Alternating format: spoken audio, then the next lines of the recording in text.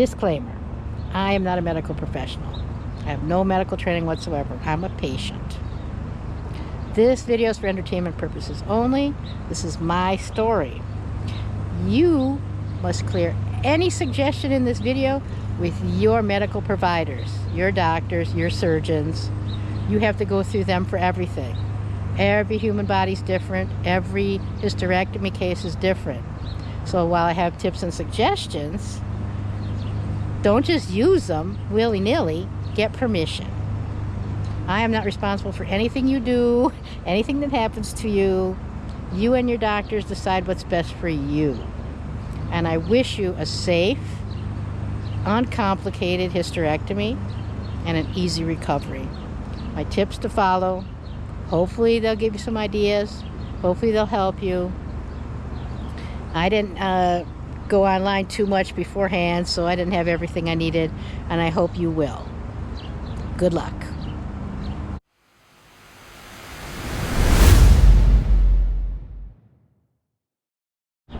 So I am going to put a list of things that I bought to prepare for surgery, and you can screenshot it. So it'll be that easy. So welcome to post-surgical day 18 or 19. I had a total hysterectomy. That's uterus, fallopian tubes, ovaries, and cervix.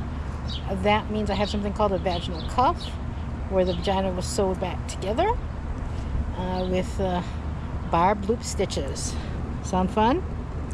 So yeah, this video is just going to be about some tips. I'll get right into it that you might want to have prepared before surgery. I am 65 plus. I got a total hysterectomy, cervix, fallopian tubes, ovaries, uterus. My mother had uterine cancer before the colon cancer that killed her. I've had a history of polyps, and I've had to have biopsies for the last 10 years and hysteroscopies. If anybody knows about those, they don't give you any anesthesia for a biopsy, and the hysteroscopy, while they do knock you out, you wake up with probably pretty bad cramps, and it's a pain every year to have that. And they've always found polyps. My uterine lining since menopause has gotten thicker, you know, because I'm on the hormone replacement. Forget about having all those hot flashes and being debilitated with migraines. Forget about it. So yeah, you get tired of it. I didn't want the risk of cancer. You know, this last hysteroscopy, they said the polyps have invaded the uterine wall. I've had fibroids. Once they took my uterus out, adenomyosis was discovered in the uterine lining and wall. So I'm really happy. Since I'm on hormone replacement, I've had no hot flashes or problems whatsoever after surgery in that way. I'm just continuing on with a patch, an estradiol patch. I've been able to stop the progesterone or progestin, I don't remember what I'm on, once the uterus is out. And they didn't find any cancer in me, even though I'm a polyp factory. You know, my mom didn't get the cancer until she was in her 70s, so I figured, you know, 65 plus, better get it done. And I'm so glad I did. The small amount of discomfort, you know, post-op bleeding, whatever, was worth it. Why do they have you come in 2 hours before your procedure? Well, they've got a lot to do. First of all, maybe you're going to have a consent form to sign. Second, all the doctors need to come in and parade through and check about when you ate last, when you drank last, what meds you took. That determines, you know, when you can have surgery safely. Then they're going to have to put an IV in you. If you're going to get some pre-meds, like I had gabapentin, and then I had a nice IV cocktail of Valium/Versed right before they took me to the OR. You know, it calms things down. They have to get that going. You may have to wash yourself again with those wipes. That takes time, you know, taking your clothes up, put your gown on. They bag up and label your clothing. So that's why you have to be there 2 hours early, and you can usually bring somebody with you, sometimes even 2 people.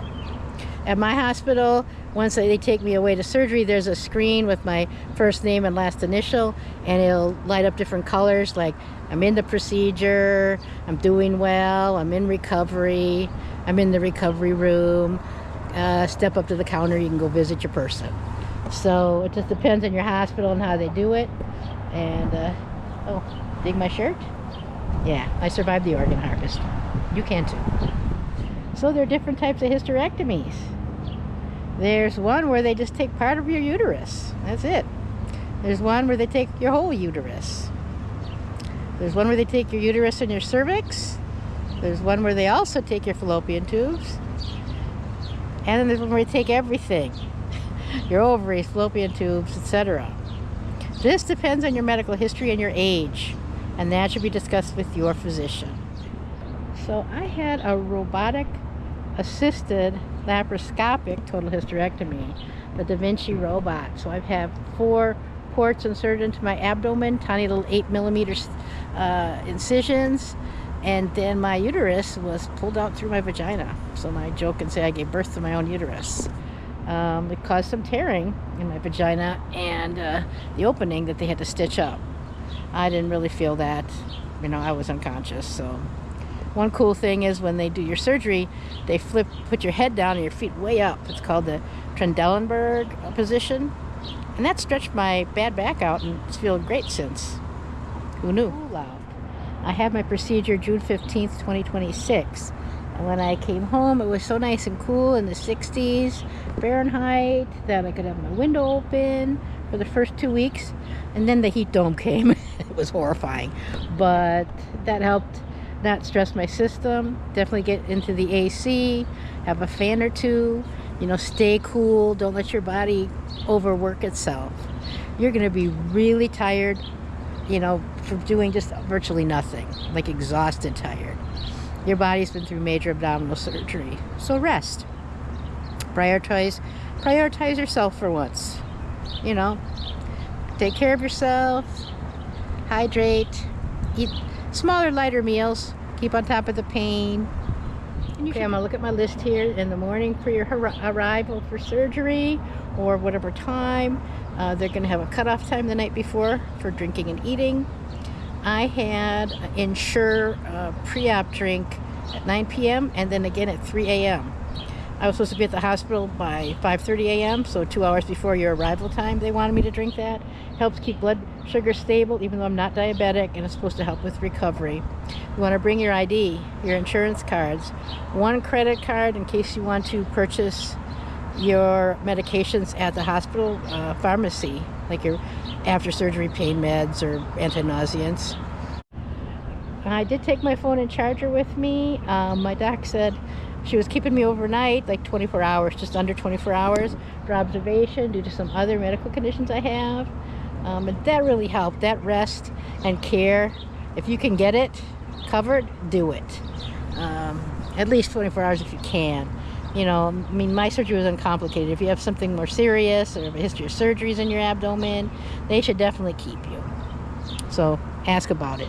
It really depends on if you have a lot of problems with your uterus, like fibroids or other health conditions, maybe cancer, how much adhesion you have, you know, how difficult your recovery might be. Everybody's different. Mine was fairly easy. I remember coming out of anesthesia and taking an oxycodone right away. That helped transition me off anesthesia. And then I just needed Tylenol and Ibuprofen. Actually, I stayed overnight, so they gave me IV Toradol, which is a stronger version of Ibuprofen, but then I switched to the regular stuff. 600s, I think. And they told me to take that for 3 or 4 days after surgery to minimize inflammation, which I did, even though I didn't feel like I needed it. And I got up and went to the bathroom and walked same day of surgery, although they kept me overnight. So my procedure was uncomplicated. Things for your stomach, you definitely, and your digestive system, you definitely want stool softeners, Mirilax. You definitely want Colace, Gas-X. I had a script for Omeprazole. I find after I have general anesthesia that acid backs up and gives me some burning sensation. So I just took that for a week. and then every other day for another week, and then I quit. And that just prevents having a burning stomach after, which is a pain. But really, you just don't want to be constipated.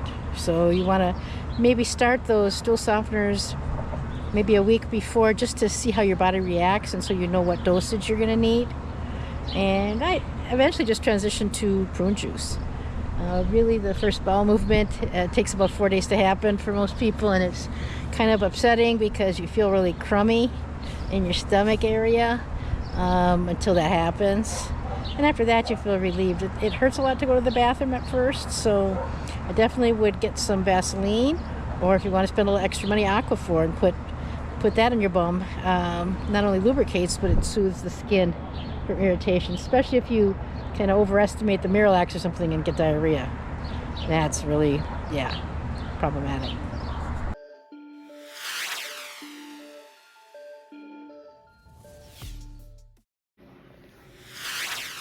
So the doc was in. I don't have any nausea or pain. It's being controlled by meds. Thank you, oxycodone, and all the other ones. A little bleeding. There were a couple tears that she had to sew up because she yanked the uterus out through my vajayjay. And the only complaint I have is my eyes aren't working together. So it's like woo-woo dizzy to go to the bathroom, sitting there forever. A little to the bathroom, gotta wait, burns. A little more, wait. So it takes real long to empty the bladder. And the bleeding is less. And I ordered food. The end. Oh, my dinner's here. What do we have? Chicken and rice soup. If that goes down. Whoa. That looks... the mashed potatoes. Maybe a little mushy meat. See how that goes. Taking a slow walk, having groceries delivered because Pick and Save has free delivery. It wants to put it in the Instacart, but if you call their customer service, guess what? They'll give you a $10 credit. So I'm doing maybe a quarter of a block around to my house. I'm already kind of winded, so we're slowing it down even more. My shoppers started picking the groceries, and it's a beautiful day. Get out in nature or around your block. Waiting on my groceries, just chilling outside. It's nice to get some fresh air. My walk went well, even though it tired me out. Better than sitting in the house. Already did dishes. I don't know what I'm making for, I don't know what I'm going to make for lunch today. We'll see. Yeah, nothing much happening. I'm rested.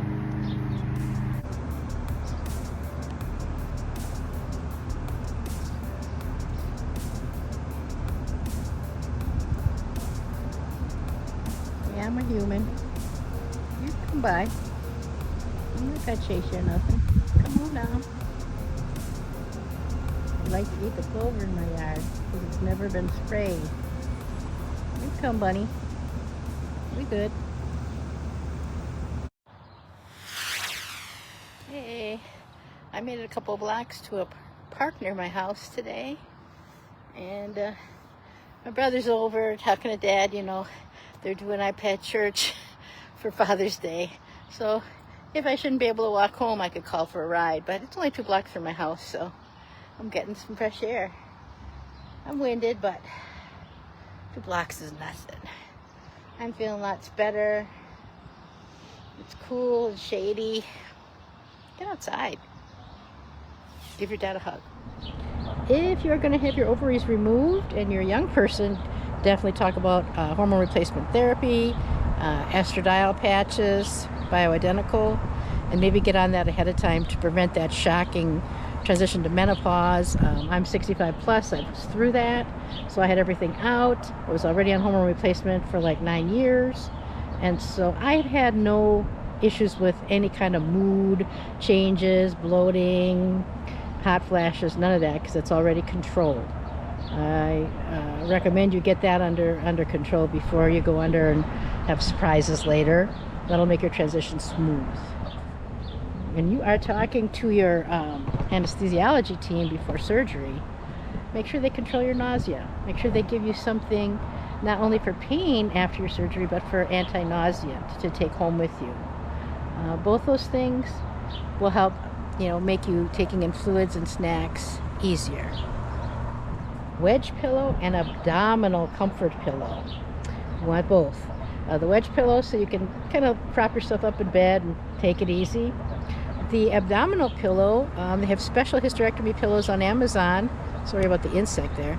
That have like a pouch for a cool pack. And for the first 2 or 3 days, you're going to be swollen. And I definitely used it. So I recommend that. Also, it's great for on the way home or when you drive to put between the seat belts, because you're going to be tender there. A peri bottle. That's like a hand-held water container with a little spout that you can squirt and wash your underparts. Very helpful, so you don't have to twist and bend. You're not supposed to lift anything over 10 to 15 pounds. At least that's what they told me. And so you're not supposed to twist, bend, so that helps you wash. Gosh, the bugs are crazy. Some other good things to have on hand are bone broth, high in protein, easy to put down, saltines, apple juice, probiotics like kefir or yogurt to help keep you regular and things moving, ginger juice. Try not to get carbonated stuff. The gas pains, I heard it can be horrible, although I didn't have that radiating to the shoulder pain.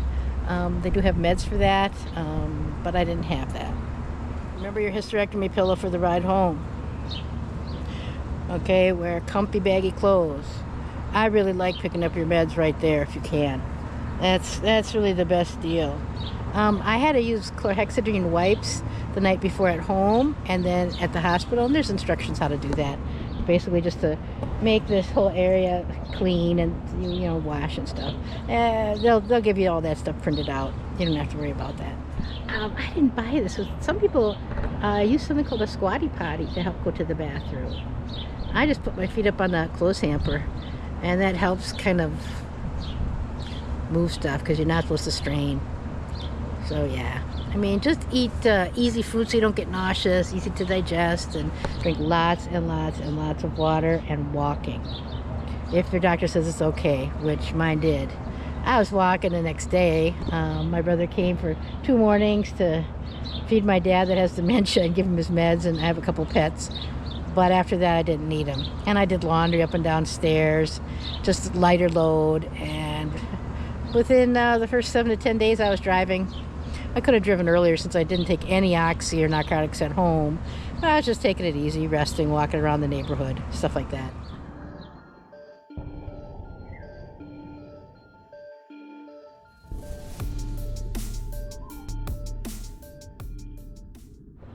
So here's what it's going to be like. You're going to wake up from surgery, not going to feel the greatest, okay?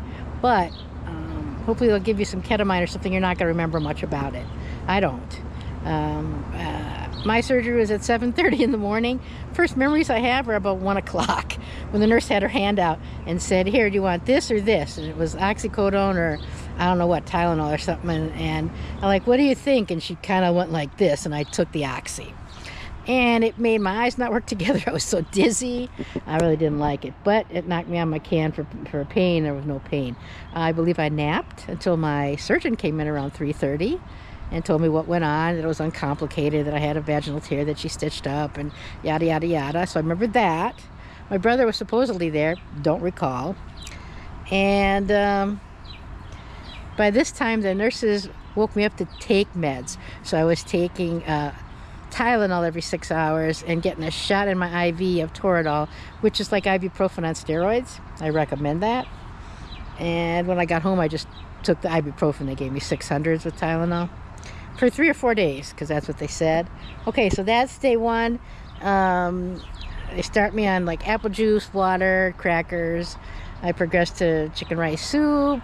Then I had beef stew, mashed potatoes, and broccoli, which, by the way, mostly just ate the mashed potatoes. My eyes were bigger than my stomach. Once you try to eat, I didn't really want it. But the mashed potatoes were good. So stick to easy things like that.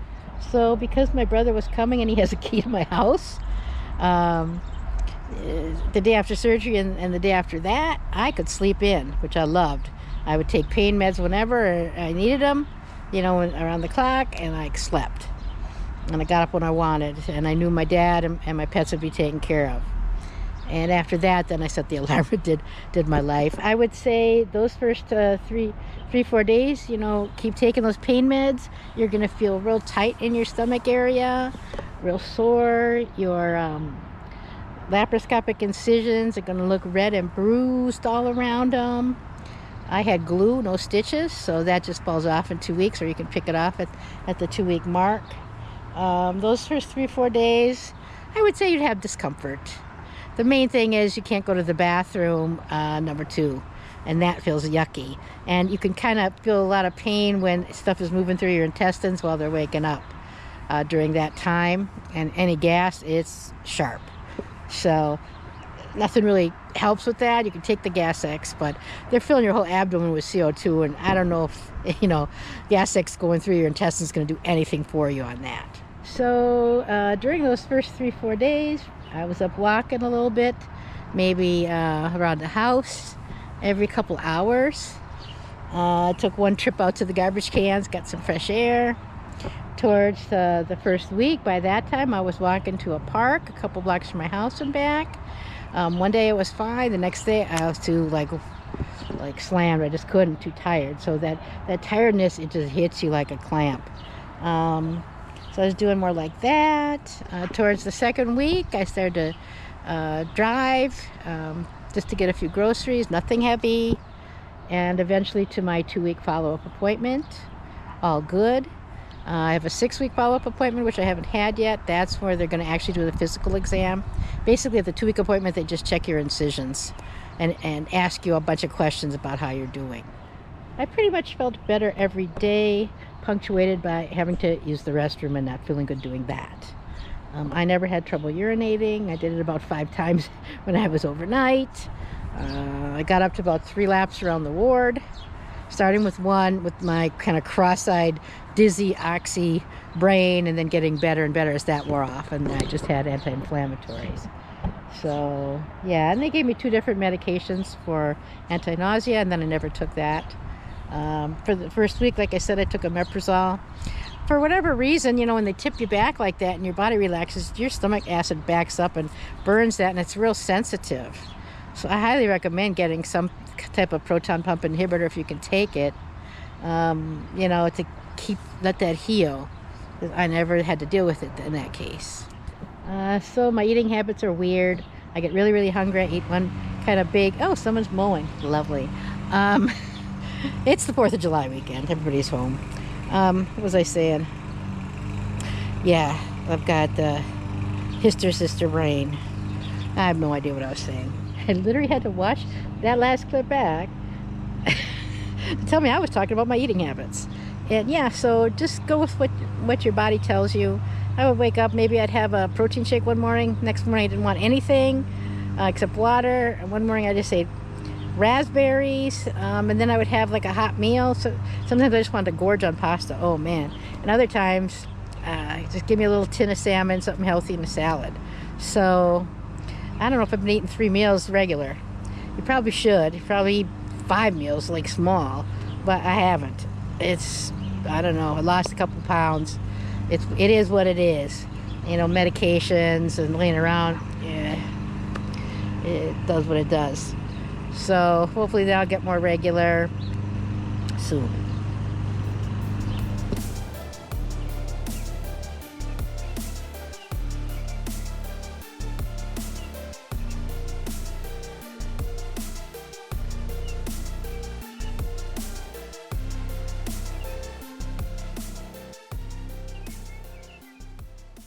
So week 2, I did not up my walking because we had the heat dome come by. And we had temperatures in the high 90s and with a heat index of like 110 or 15 degrees. So it was brutal outside. And I don't have central air in my house. I have one little air conditioner and a couple of fans in my bedroom. So I was kind of trapped in there. And then I would just like walk to the bathroom and lay down. And really, you just let your body heal. It's probably good for it. You know, as long as you don't get blood clots, you just got to get up and move around a little bit. You know, and like I said, I've done a couple load of wash And that's up and down 4 times a flight of stairs. Go down to put the wash in, back up. Down to take the wash out, put it in the dryer, back up. You know, then eventually pick up the wash. So that's actually 5 times. But, yeah, I mean, I've cooked and had my brother over. I make a hot meal for my dad with dementia every day. I have 2 pets that I feed and clean every morning. I try not to bend, but I bent. I try not to lift anything heavy. I've lifted bags of groceries. I just tell the kids to divide it up because I had surgery, and then they make them light for me. Just got to speak up. Things like carrying a big heavy pot of water to the stove, no. Put the pot on the stove and I take pictures of water and come over and fill it up, make pasta. Like that. If you have any questions, shoot them in the comments, and I'm laying around healing day 18, 19, so I'll answer them. No worries there. Okay, expect post-op bleeding. And you might not even be bleeding, there just might be some blood in your vaginal canal, and when you stand up and walk and sit down to urinate for the first couple times, by the way, that's going to hurt because you've had a catheter in you, and it's going to be swollen, so you're going to have a tiny stream. It's going to hurt. Blood's going to come out, maybe some clots. Don't freak out the first couple times, only if it keeps going. It should stop after that because that's just what's left inside of you, oozing from the stitches of the vaginal cuff. And then I guess they say it's normal to have spotting for 6 weeks. I've really had no blood spotting. I mean, maybe real light pink or light brown, like a little bit of liquid here and there. Spots in my underwear, but I mean, I haven't had it. So if you have enough to soak through a pad in an hour, that's an emergency situation. You go right into the ER. If you're bleeding a lot, contact, your care providers. Any concerning symptoms, my chart them, call them. That's what they're there for. They'll talk you down. A lot of the stuff is normal, but they'll want specifics from you, and you'll give it, and then they'll help you. Don't be timid about it. You just had major abdominal surgery. The week or 2 before my surgery, I ate really well. I ate really healthy foods. A lot of salads, a lot of seafood, no junk food, not a lot of caffeine, no alcohol. I took care of myself. And that continued after surgery. I recommend it. It's just going to make your surgery better, and get really well hydrated up until the cutoff time for fluids. That'll help them find a vein, an IV, and help you recover. Here's what worked for me to get things going. I took a couple Colace every day after surgery. That's Ducolax or whatever. And then finally that didn't work, so I added Mirilax in the morning and Mirilax at night, and holy cow, then it was like liquid coming out of me. So I didn't want to leave the house. I didn't want to cough. We got to talk about cough in a minute. That was too much. So the Mirilax was too much for me, and it did get me started because I was antsy at 4 days to get my first bowel movement, and I had it. And what I prefer is like a soft kind of log shape. I know it's gross to talk about, but whatever. And I get that by drinking juice. A little pomegranate juice, a little prune juice now. I've stopped taking all the stool softeners at 18 days post-op, and I'm feeling better. I think a lot of that stuff that you put in your body is upsetting to the digestive tract. So the sooner you can get off it, probably the better for you, but everybody's different. But a lot of times after you're intubated and you come out of anesthesia, you're going to have a cough. And they tell you not to cough, so you don't really want to cough. Brace your abdomen really good with a pillow if you cough. Because I had an itchy cough for almost 2 weeks. It was like something was there that I couldn't clear. I couldn't cough it up, I couldn't swallow it. Itchy. You tell you to try and go, well, if it's real itchy, it's going to want to cough. And so I did have a cough, and I didn't blow a gasket, nothing. My intestines didn't come flying out my vagina or anything like they scare you. I just braced it really well when I coughed with a pillow. And it happens every time I have anesthesia. I think it's, the acid backing up and irritating it, and yeah, so it was a pain. Try not to worry about every little thing. Those stitches are pretty tough. the first couple weeks. So, you know, they don't start melting away till about 3, 4, 5, 6 weeks. So you're still pretty safe unless you do something crazy. Yeah, be prepared for weird nerve sensation, weird pains, weird gas pains in different spots. Oh, I thought I popped a gasket once. I bent in the shower a little bit and something popped, and it was just the skin glue peeling off a little bit. So, you know, you freak out over stuff and it's nothing. You make sure your incisions, the bruising is going away every day, the redness is going away, not getting worse, that there's no discharge, that they haven't popped open and started leaking fluid or bleeding, that you haven't had a sudden gush of all kinds of fluid from your vagina or tons of bleeding, spike of temperature, anything like that, you know, get in touch with your doc. I didn't have any of that. I had an easy time. I've really relaxed more than I ever have. My life is chaos with 2 pets and a 90-year-old with dementia running around doing crazy stuff, you know. Burning bills in the sink and opening every package of cookies and leaving them open, and stuff put in the wrong spot. But I love my dad, so yeah, so I have stress, but this has been the kind of time for my body to rest and heal, and I've taken advantage of it. Thanks for watching. Like I said, comment if you have questions. I'll do my best to answer. Again, this is not medical advice. This is for entertainment purposes only. My story, my surgery, how it went. I'm an old lady. I'm not skinny, as you can see. But I survived the organ harvest. Good luck with your surgery. You'll do okay.